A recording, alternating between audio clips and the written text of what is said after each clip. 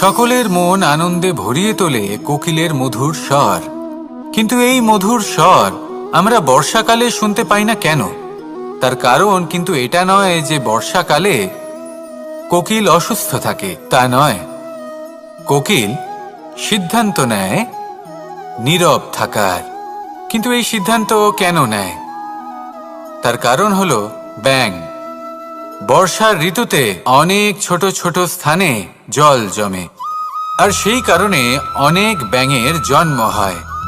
এবার ওই ব্যাঙগুলোর ধ্বনি এতটাই প্রবল হয় যে তাদের মাঝে এই কোকিল যতই মধুর সুরে ডাকুক না কেন, তার স্বর আমাদের কানে পৌঁছবে না।